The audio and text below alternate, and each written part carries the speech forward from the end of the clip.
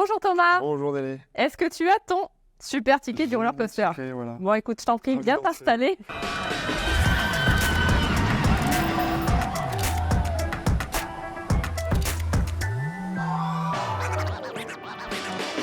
En place dans le wagon du roller coaster, je t'en prie. Merci. Bon, est-ce que tu es déjà monté dans un vrai roller coaster? Ah, dans ma jeunesse, mais ça fait longtemps. Ça fait longtemps? Ouais. Mais tu es quand même quelqu'un de courageux et d'ambitieux vu tout le parcours qu'on va... Bah, en tout cas, je sais pas si c'est du courage, mais au début c'est de l'inconscience, je pense, puis après ça devient du courage. Mais l'entrepreneuriat, c'est quand même sacrée montagne russe. Bon allez, on s'installe, j'ai reçu ton dessin, on est sur là des vraies montagnes russes. C'est carrément presque, on a combien de vagues là? 1, 2, 3, 4, on a une vingtaine de montagnes russes. Ouais, bah c'est encore... Il y a encore. Pour que, voilà, il y en a plein de petites au milieu. Mais ouais, les montagnes russes, c'est la vie. Bon, après, ça dépend des tempéraments, mais je trouve que dans la vie, ce qui fait qu'on a des souvenirs, ce qui fabrique les souvenirs, c'est les émotions. Et les émotions, on les fabrique pas sur l'autoroute à 130 km/h, sans accélérer, sans freiner. On s'endort, et on déprime, même quand c'est comme ça tout plat. Et par contre, si on va chercher les émotions, bah oui, il y a des moments où ça monte, des moments où ça descend, et en fait, t'as pas l'un sans l'autre. Donc voilà, moi j'aime bien les émotions, ça fabrique mes souvenirs, et du coup j'aime bien les montagnes russes. En tout cas au sens intellectuel, parce que non j'ai le mal de mer, donc je suis pas très robuste aux montagnes russes physiques. Génial. Alors Thomas, est-ce que tu peux nous dire qui tu es, d'où tu viens? Eh bien oui, je suis Thomas, j'ai 42 ans, je viens de Romans-sur-Isère dans la Drôme, et j'ai créé il y a 10 ans une marque de jeans made in France qui s'appelle 1083, et qui est la conséquence de mon entreprise qui a 16 ans, elle, et qui s'intéresse à la mode éthique, aux vêtements bioéquitables. Donc si j'ai bien compris, au départ, au tout début, on se met dans le wagon. Thomas commence, tu étais pas du tout destiné à ça au départ, tu étais plutôt dans l'informatique. Ouais, j'étais dans l'informatique, j'étais responsable informatique pendant 5 ans. Ça m'a bien ennuyé.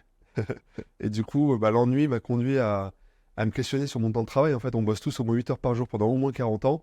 Ça fait un paquet de temps dans une vie, quand on met bout à bout des années de vie professionnelle. Et moi, je voulais pas consacrer ce temps de travail à des choses qui faisaient pas sens, dans lesquelles je me reconnaissais pas. Et du coup, c'est pour ça que j'ai décidé d'entreprendre. Je vivais à Grenoble à l'époque. Mes parents, moi, j'ai grandi autour de Grenoble. Et je voulais habiter Romans, c'est la ville de mes grands-parents. C'est là où ils sont nés, où ma mère est née. Et du coup, dans cette maison de famille où j'ai passé tous les week-ends, j'avais envie d'y vivre. Et donc, je m'y suis installé. Et comme il n'y avait plus d'informatique, et les gens ne voulaient plus d'informatique, j'ai décidé de créer ma propre activité. Et ça s'est, par la force des choses, trouvé être du commerce et de la mode. Alors je vois sur le dessin, on commence sur un petit vélo. Ouais. Est-ce qu'il y a un lien avec le cyclisme ou pas du tout? C'est juste que tu interprètes ça comme le départ du lancement de ton entreprise. Ouais, c'est plus comme le départ. Je fais du vélo comme tout le monde et j'adore ça pour voyager. Mais je ne suis pas un cycliste particulièrement. Par contre, j'aime bien cette métaphore parce que au début, quand tu crées ta boîte, tu es sur ton vélo tout seul et il faut pédaler, il faut savoir où tu vas et il faut tenir en équilibre et il faut aller à gauche, à droite, etc. Donc tu fais un peu tout avec une vitesse un peu modérée, mesurée, mais tu as toutes ces fonctions à faire en même temps. Et puis au fur et à mesure que la boîte grandit, j'ai fait un vélo qui grandit petit à petit au point d'être incontrôlable au bout de quelques années, tellement il y a de gens qui pédalent et ils pédalent vite. Et toi, t'as plus à pédaler parce que tu peux pas tout faire à la fois tellement ça va vite. Et il faut choisir la route et il faut piloter en même temps. Et du coup, j'aimais bien cette métaphore parce que ça permet de montrer toutes les évolutions qu'on doit soi-même faire en tant qu'entrepreneur et à quel point ça nous façonne, ça nous polit dans nos vies personnelles aussi. Ouais, ça c'est sûr. On sait l'impact que ça peut avoir tant au professionnel qu'au personnel. Première petite montagne. Est-ce que tu peux nous dire ce qui s'est passé quand il y a la montagne, on la monte et puis on la redescend? En fait, quand j'ai créé mon entreprise, c'était une boutique de vêtements bioéquitables parce qu'en fait, j'ai eu l'idée de transformer une maison de famille en magasin parce qu'il y avait un grand centre de magasin d'usine juste en face. Donc c'est vraiment l'opportunité du centre commercial en face qui m'a conduit à m'intéresser à la mode et au commerce. Et du coup, les premières années, les premières vagues, c'est vraiment des années d'apprentissage. Ça a duré 6 ans où j'étais seul dans mon magasin, où je vendais des vêtements bio-équitables. Et la mode éthique de 2007 à 2012-13, c'était pas folichon, quoi. Je confesse avoir vendu quelques bonnets péruviens. Et c'est pas terrible, mais en fait, la mode éthique à l'époque se résumait à des vêtements un peu à bas cool. Et c'était plein de sens et plein d'énergie parce que j'ai réalisé grâce à cette expérience-là que tout le monde était écolo. En vrai, quand on est en responsabilité, ça n'intéresse personne de faire du mal à la planète ou de faire du mal à d'autres personnes. Mais en fait, on est dans un monde tellement où les conséquences sont loin de nous qu'on ne se rend pas compte de ce qu'on fait. Et si tu fais pousser des tomates chez toi, tu vas pas mettre des pesticides sur les tomates que tu vas toi-même manger, ça ne te vient pas l'idée. Ça Donc, paraît en fait, cohérent. bah ouais, du coup, quand tu es en responsabilité, quand c'est chez toi, quand c'est pour toi, tu vas être écolo. Et du coup, ce qui compte, c'est pas d'être responsable ou irresponsable. Finalement, je crois que ce qui compte, c'est de rapprocher les gens des conséquences des choix qu'ils font. Parce que quand on vit ça, bah, on est tous relativement vertueux. Et donc cet éveil écologique, en quelque sorte, toi qui sors du secteur de l'informatique, ça a été une prise de conscience ou c'était déjà en toi, c'était déjà ancré de vouloir faire du bien autour de toi sur des projets qui font sens? Non, c'était déjà en moi, c'est-à-dire que faire du bien me fait du bien. Donc, en fait, autant faire du bien. Et si j'ai choisi la mode, c'est parce qu'il y avait un centre commercial en face qui vendait des vêtements. La mode m'a passionné. Enfin, je trouve ça génial de voir à quel point des vêtements traduisent notre identité. Et ça me permet de comprendre pourquoi on consacre tant d'énergie et d'argent à la mode. Donc ça, je trouve ça passionnant. Et après, l'éthique, oui, en fait, moi, ça m'intéresse pas de faire du mal. Donc j'ai ouvert cette boutique de mode éthique parce que il y avait cette opportunité d'emplacement et parce que moi, je voulais du sens. Et le mélange des deux, et puis l'apprentissage de la mode et l'entrepreneuriat, m'a conduit à m'éloigner petit à petit des vêtements un peu babacool, parce qu'en fait j'en avais marre que, alors que plein de gens étaient OK avec les valeurs, qui se reconnaissaient pas dans les vêtements que je vendais, alors que moi-même je les portais pas tellement parce que je m'y reconnaissais pas. Et donc au bout de quelques années, quand mes fournisseurs de vêtements bioéquitables se sont retrouvés un peu en difficulté, j'ai décidé de créer ma propre marque de mode, et là pour le coup je voulais un vêtement proche de tout le monde. Et c'est comme ça que je me suis intéressé au jean, parce que tout le monde en porte, les jeunes, les vieux, les hommes, les femmes, les catholiques, les musulmans, enfin c'est très universel le jean. Et l'idée de le refaire en France avec un produit dont la matière première, le denim, vient de la ville de Nîmes, je trouvais que c'était assez passionnant. Et donc je me suis lancé dans cette aventure en 2013 et ça a marché. Donc là, on voit une courbe de capacité sur le dessin en bas, qui est quand même intéressante à voir. C'est-à-dire que tu as identifié, toi, ta capacité personnelle à tenir le choc face aux émotions ressenties de l'entrepreneur. Ouais, c'est ça en fait. J'ai commencé par faire le dessin, la courbe, les montagnes russes là. Puis en fait, ce que ça m'a donné comme réflexion, c'est que la hauteur et la pente des dernières années est quand même vachement plus costaud que les petits vallons que j'ai traversés les premiers mois, les premières années. Et en fait, du coup, ça m'a permis de réaliser que au fur et à mesure que je vivais toutes ces émotions, je me musclais émotionnellement, que je prenais du recul, que je prenais de la bouteille. Et en fait, je crois que c'est tout ça qu'on appelle l'expérience. Tu sais, il y a des gens, c'est vraiment des forces tranquilles qui sont vraiment remarquables et que je trouve toujours très inspirants. Et en fait, de réaliser qu'en fait, tout ce parcours, il m'a coûté, Bien sûr. il m'a apporté, mais aussi, il m'a musclé en quelque sorte. Je trouve ça assez important de le réaliser pour qu'en fait, au bilan de ces courbes-là, on se dise pas juste, ah bah tiens, j'en suis là. J'en suis là en termes de position, là en haut de la pente, en haut à droite, mais j'en suis aussi là en termes de capacité. Je me suis musclé, j'ai appris des choses, j'ai évolué. Et dans une boîte, on est tellement, en tant que dirigeant, en fait, on est tellement le plafond de verre de sa propre boîte que finalement, le seul moyen pour que sa boîte évolue, c'est qu'on évolue nous-mêmes le plus vite possible. Et au début, on lutte toujours un peu pour changer. Et puis après, on en voit les vertus et on kiffe changer. Et je trouvais que cette courbe de capacité, c'était un moyen de le C'est partager. hyper intéressant, parce que ça permet aussi de voir que aujourd'hui, ta capacité à encaisser, parce que c'est ça aussi l'entrepreneuriat, c'est encaisser les montées, les descentes de l'entrepreneuriat. Tu as quand même jamais franchi le cap de tes capacités. Parce que ça Non. peut être le cas. Certains... Alors, c'est très intéressant, je ne l'avais pas vu comme ça. Mais pour moi, c'était deux courbes Ouais. qui étaient sur des échelles différentes. Et c'est vrai que peut-être qu'à un moment donné, la difficulté de ce que je vais vivre va passer en dessous de mes capacités. Je c'est n'avais pas la formatisé notion. comme ça. Voilà, c'est la notion d'émotion et Ouais. de... Ouais. Mais là, c'est le jour où le bleu passe sous le rouge, peut-être c'est là où j'en aurais marre, où j'arrêterai, où je serai plus capable. Alors, Mais je ne l'ai pas encore vécu. je fais une petite parenthèse sur le rouge, justement. Oui. Parlons de ce pull rouge. Donc, c'est c'est ta vrai. marque de fabrique. C'est ma tenue de travail. C'est la couleur de 1083. Donc 1083, c'est ma marque de jean et c'est la distance qui sépare les deux villes les plus éloignées de l'Hexagone. Et en fait, la borne rouge, elle est arrivée évidemment comme logo parce que comme c'est une distance et je voulais parler de proximité, j'ai regardé les bornes de quelle couleur elles étaient et elles étaient soit jaunes pour les départementales, soit rouges pour les routes nationales. Donc le rouge est devenu la couleur 1083 depuis le début, depuis 2013. Et puis au bout de quelques années, j'ai fait une collab avec Gilles Attaf, qui était le patron de Smuggler, qui est un peu mon mentor industriel et entrepreneurial. Et Gilles avait proposé qu'on fasse un blazer en denim. Et donc j'étais habillé avec mon jean en denim, mon blazer en denim, ça faisait beaucoup de bleu. Et du coup, j'ai eu besoin de mettre quelque chose qui tranche dessous. Donc j'ai mis un t-shirt rouge. Et puis l'été est arrivé, j'ai gardé mon t-shirt rouge.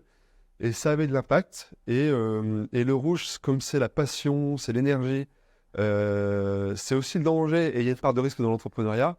Je me sentais bien dans cet uniforme, dans cette tenue de travail, dans cette tenue d'entrepreneur en fait. Et du coup, je l'ai adopté. Ok, on aura au moins le secret est dévoilé à tous. Alors, on monte dans le wagon et donc là, une grande ascension arrive. Ça, c'est le lancement de 1083. C'est-à-dire que les marques que je distribue de vêtements bioéquitables ferment. Moi, je commence à bien maîtriser mon métier de commerçant. Dans ma tête, je commence à devenir entrepreneur, même si je ne sais pas le dire à l'époque. Et je suis un peu frustré de ces clients qui sont tous OK pour acheter des vêtements bio à condition qu'ils soient beaux. Ouais. Et donc là, je lance, enfin j'imagine 1083 et je lance en financement participatif. Alors, juste pour préciser, financement participatif, en fait, tu fais une campagne de crowdfunding sur une plateforme. Ouais, c'est juste le mot de français Oui, de crowdfunding. En plus, je suis en train d'inverser. Et du coup, c'est pour ça que je parle de Grand 8 et de montagne russe. C'est pour essayer de franciser Roller Coaster. Ma petite pierre de Made in France à l'édifice. Made in France, fabriqué en France, du coup. À partout, mal au centre. Et du coup, en fait, j'espérais vendre 100 jeans en précommande. Et en fait, on a vendu 1000. Et du coup, direct, ça a décollé très fort, à une dimension que je ne soupçonnais pas, parce qu'à l'époque, mon magasin, c'est 200 000 euros de chiffre d'affaires. On était deux, mon petit frère et moi, et du coup, c'était assez raisonnable comme projet dans une ville moyenne, à Romans-sur-Isère, dans la Drôme. Voilà, c'était modeste. Alors, ton petit frère, du coup, était dans l'aventure depuis le départ? Ouais, en fait, depuis le début, mes frères sont associés. D'accord. Mes deux petits frères. D'accord. En fait, il y a tellement de gens bien dans la vie que c'est impossible de passer du temps avec tout le monde. Et finalement, il n'y a que dans son lit ou au boulot qu'on passe le plus de temps. Et du coup, je me suis toujours dit, en fait, les gens que j'aime, ceux avec qui j'ai envie de vivre des émotions, j'ai envie de créer des projets pro avec eux. Parce que du coup, c'est la garantie qu'on va avoir des liens quotidiens. C'est très beau ce que tu viens de dire, parce que c'est pas forcément ce que on peut voir le contre-coup de ça en se disant, bah oui, mais si je suis... Bon, moi, j'ai vécu une histoire familiale formidable aussi, mais on peut avoir le contre-coup de finalement, on parle boulot tout le temps. Matin, midi, soir, repas de famille. C'est une question. Oui. En fait, le truc, c'est que moi, je comprends, il y a des gens classiques ou la majorité des gens, pour ne pas les qualifier, ils ont un boulot, une passion, une famille, un hobby, c'est tout segmenté et c'est parfait, y a pas tout est OK. Mais moi, c'est tout réuni. C'est-à-dire que mon boulot, c'est ma passion, c'est mon hobby. Et ce que j'aime, c'est pas tant d'être dirigeant de 1083, mais c'est plus l'idée d'être entrepreneur et de créer sans cesse, d'être stimulé par des idées, des gens, des idées, de la créativité. Et ça me nourrit à tout point de vue. Et du coup, oui, ça prend toute la place. Et mes petits frères, qui étaient simples associés minoritaires, l'un d'eux s'est pris au jeu. C'est aujourd'hui Grégoire, le DG de l'entreprise. Et du coup, on évolue ensemble à des places très complémentaires l'un l'autre. C'est-à-dire que je serais mauvais et malheureux à sa place et il serait mauvais et malheureux à la mienne. On définit souvent notre équipe comme un élastique. Moi, ma fonction, c'est de développer, c'est de tirer sur l'élastique. Donc, je suis un peu je tire, donc je stresse un petit peu en quelque sorte. Et mon frangin, Greg, lui, il organise, il gère, il est très back-office, deuxième mot anglais. Et donc, lui, il détend l'élastique. Il fait du bien. Et moi, je développe. Ok, donc vous êtes tous complémentaires sur la partie opérationnelle comme stratégique. Ouais, c'est ça. Et donc là, il y a quand même une chute. Après, quand tu as 1000 commandes au lieu de 100, c'est quand même un peu le bazar. problème. lancer la production. Pas le problème de Voilà. riche. En fait, mais c'est un problème de riche, c'est vrai. Oui. Mais qui peut s'avérer vertigineux, surtout quand c'est la première fois que tu le vis. Et en fait, tous ces ballons entre le lancement de 1083 en 2013 et puis après la création de l'atelier, le projet de reprise de l'usine Jourdan qui finalement s'est pas fait, la reprise de Tissage de France, notre fournisseur de tissus qu'on a dû reprendre parce qu'il était en redressement judiciaire, à chaque fois, c'est des pentes toujours plus vertigineuses à monter, à descendre. C'est des altitudes toujours plus hautes. Mais on le voit dans le dessin, ce que je voulais expliquer aussi, c'est que même s'il y a toujours des points bas, Ouais. en fait, quand ça va mal, quand c'est dur, il y a toujours un moment donné, ça se redresse, quoi. Ça n'existe pas la pente où ça fait que descendre dans un grand 8. Tu crois? Ah bah oui, sinon, sinon c'est la fin après. Oui, voilà. Mais c'est la fin du projet d'entreprise. Mais si on trouve l'énergie pour que ce soit pas la fin de soi, c'est quand même mieux. Et du coup, pour l'instant, en tout cas dans la trajectoire de l'entreprise, dans cette période-là, on a vraiment fait que monter, même les points bas étaient plus hauts. Certainement pas en termes d'altitude réelle, mais juste en termes de ressenti. Parce qu'en parallèle, ces aventures, développer nos propres capacités à les absorber, à les porter. Et justement, comment dans ces moments de difficulté, parce que bon, autant la première, c'est que tu étais en surcommande, donc c'est s'adapter justement à la capacité à délivrer finalement. Ouais. Qui est bon, un problème. Comment tu l'as résolu par exemple sur cette thématique-là? En trouvant des ateliers, des sous-traitants, en nouant des partenariats industriels, en apprenant ces métiers-là pour dupliquer les capacités de production de nos partenaires sous-traitants et en l'expliquant à nos clients. Parce que quand tu démarres pour vendre 100 jeans et que tu en vends 1000, la promesse que tu avais faite, qui était de les faire en 6 mois, ce qui était tout à fait juste pour 100, ça explose un petit peu quand tu dois en faire 1000.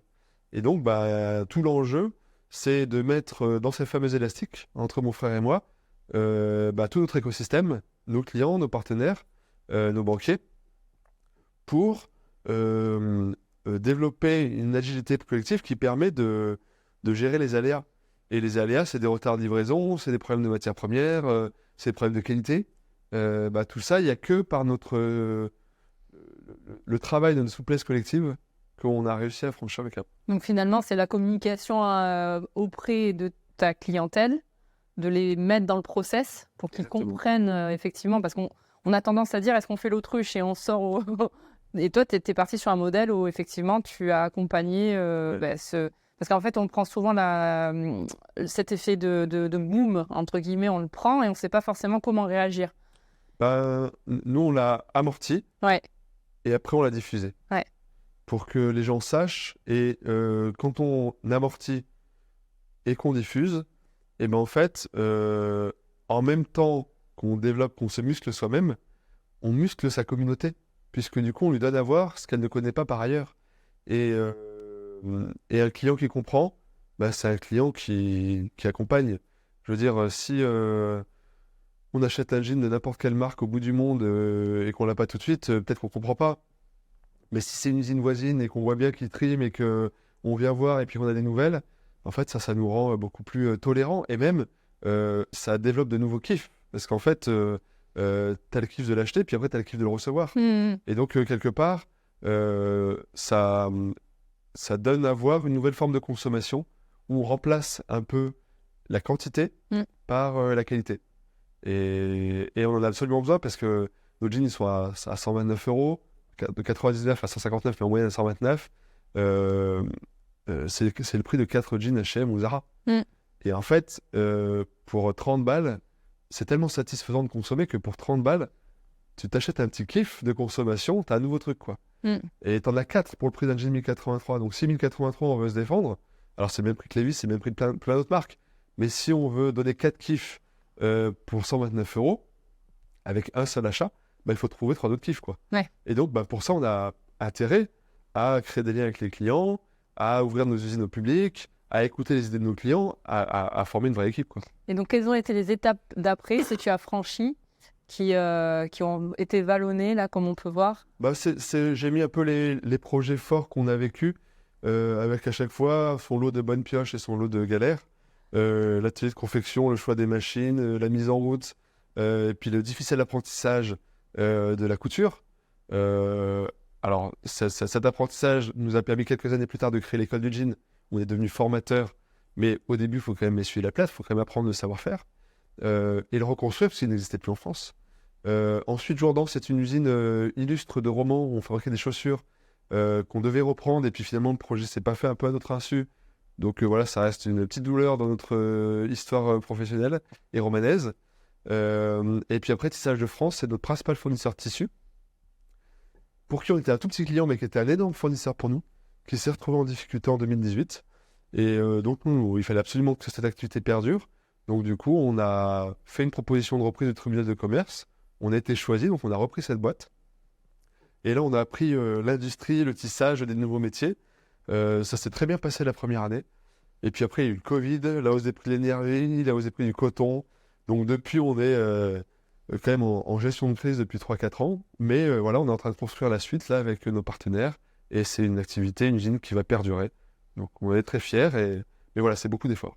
Et donc finalement, donc, déjà, il y a l'enjeu du B2C. Donc en français, je te laisse le traduire. Vendre à des consommateurs. Voilà. Donc il y a le B2C qui est quand même un secteur assez complexe parce que finalement, quand tu te rates, tu n'as pas le temps de réagir, que c'est déjà compliqué sur les réseaux sociaux, ça va très vite. Aujourd'hui, ça va très très vite. Ton image de marque peut dégringoler en moins de 24 heures aujourd'hui. Donc les enjeux sur un produit comme le tien qui a quand même une vertu, on va dire, écologique, est-ce que tu as quand même des difficultés de prise de conscience des consommateurs de façon globale où ils ont accueilli On a quand même le beau rôle, les gens nous voient trimer, faire quelque chose d'inédit, qui donne du sens à plein de gens, parce qu'en fait, il y a plein de régions de France où le textile était fort il y a 30 ou 40 ans, donc en fait, et on a le beau rôle. Le jean, c'est un produit très mondialisé, très concurrentiel, très polluant. Nous, on le fait l'inverse, la qualité, pas de quantité, des produits locaux, respectueux de l'environnement.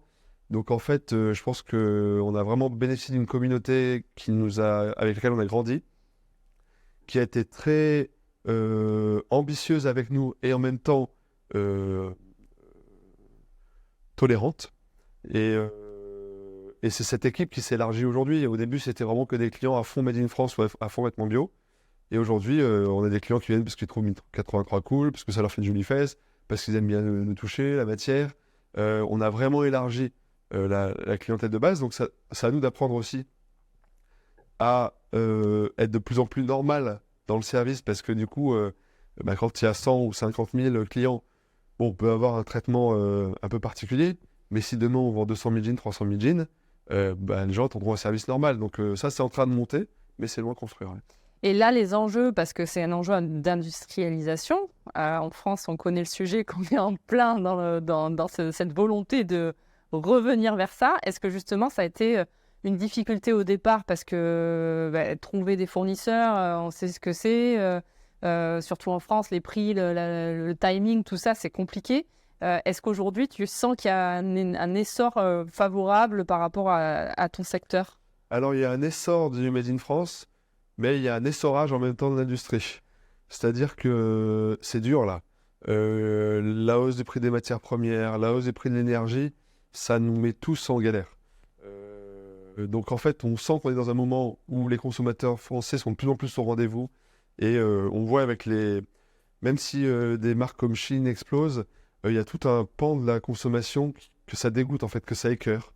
Et on voit que l'idée de proposer mieux et moins, elle trouve de plus en plus de sens auprès de plein de gens. Donc ça, c'est vraiment au crédit de la période.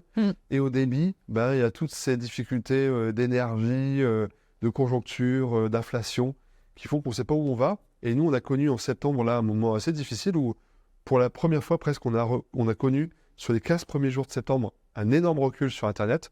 On est habitué à faire entre plus 5 et plus 1% par mois. C'est c'est le problème de riche. Mais là, 15 premiers jours de septembre, moins 30%. Oh, on s'est dit, merde, il y a un bug sur le site parce que juillet on était bien, août on était bien, puis d'un coup, boum. Comment tu l'expliques ? On pense que c'est un peu la conjoncture, on pense qu'il a fait très chaud. Et donc, du coup, les gens n'ont pas fait leur achat de rentrée de jeans comme d'habitude. Ouais. Mais on n'a pas su l'analyser à chaud. Et du coup, bon, pendant 15 jours, on était sonnés. On a mis en place des actions pour progresser. Et le mois de septembre s'est presque neutralisé avec une deuxième quinzaine meilleure. Mais ça nous a fait peur. Et cette peur, en fait, elle nous a vraiment apporté un peu de clarté.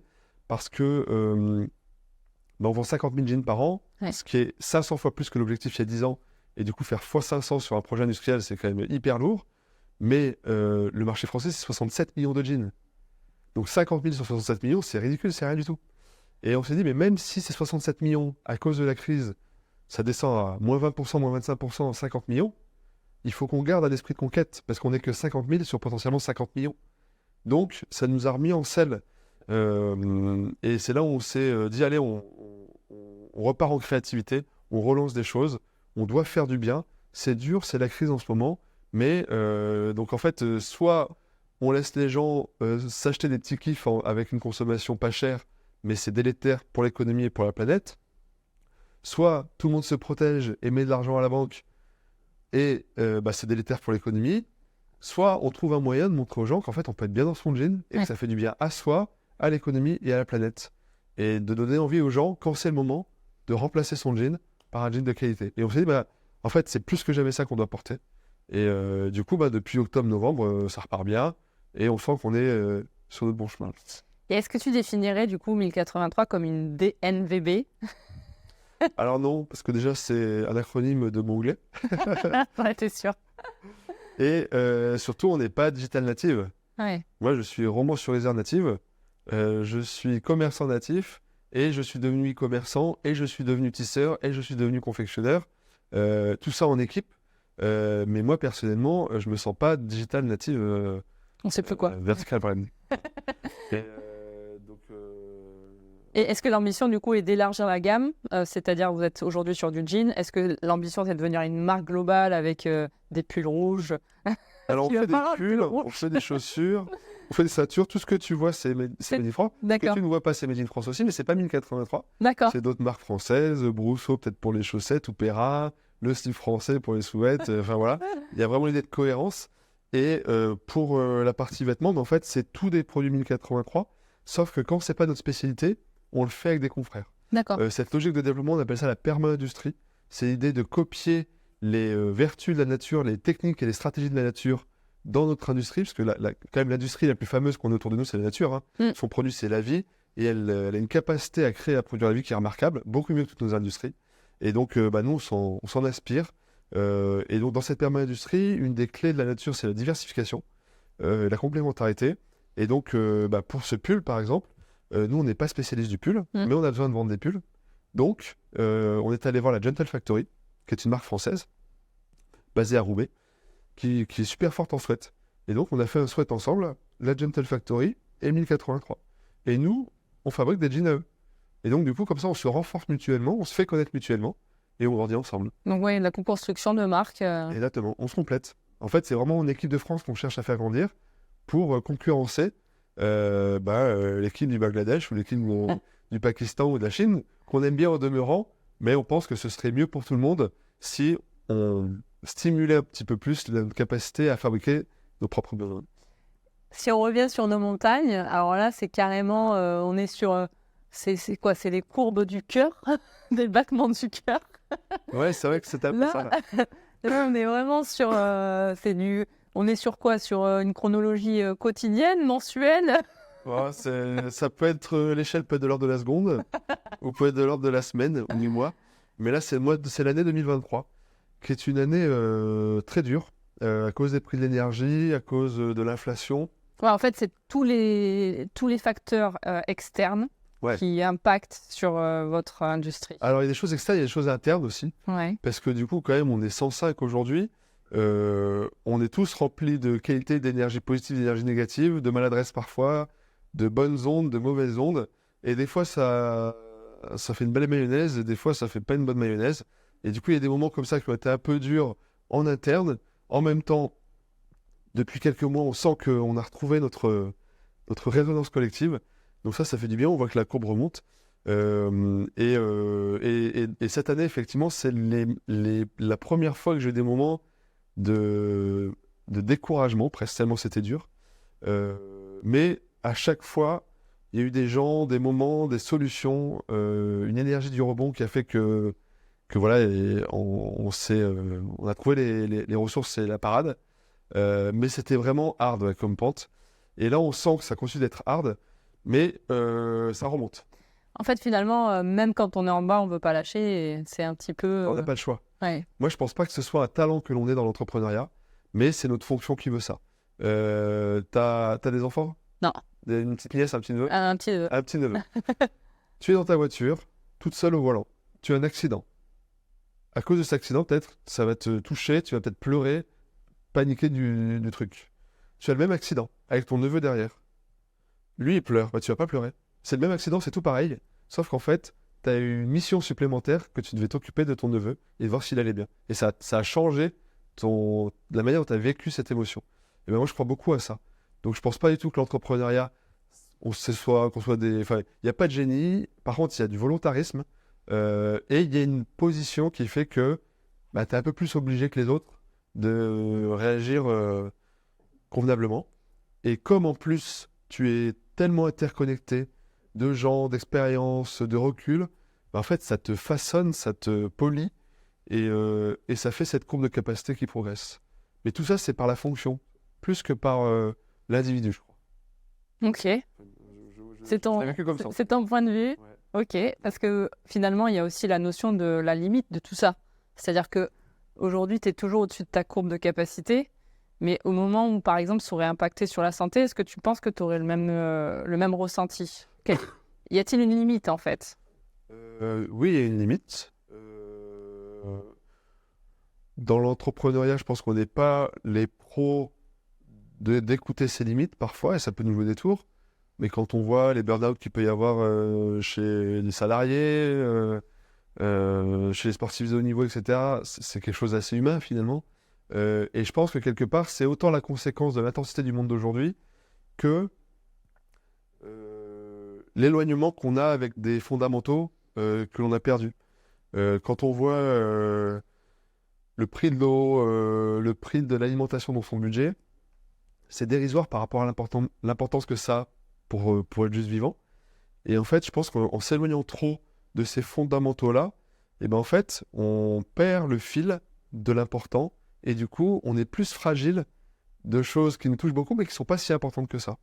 Et du coup, ben en fait, c'est important, je trouve, de se reconnecter aux fondamentaux pour justement recontextualiser ce qu'on vit d'assez déstructurant et qui en fait n'est pas forcément si fondamental que ça, même si c'est important. Ce n'est que le roller coaster de l'entrepreneuriat. Exactement, c'est le roller coaster d'entrepreneuriat. Et en fait, il ne faut pas confondre le roller coaster de l'entrepreneuriat avec ou de son entreprise, avec le roller coaster de la vie. Merci infiniment pour cette conclusion. C'est pas fait exprès. Écoute, je t'invite à signer ton ticket. Ok. Merci pour ce beau voyage. Et je remercie tous nos spectateurs d'avoir suivi cet épisode. J'espère que vous en avez pris plein les yeux. Merci à toi d'avoir assisté à ce roller coaster. Et à très bientôt pour le prochain épisode.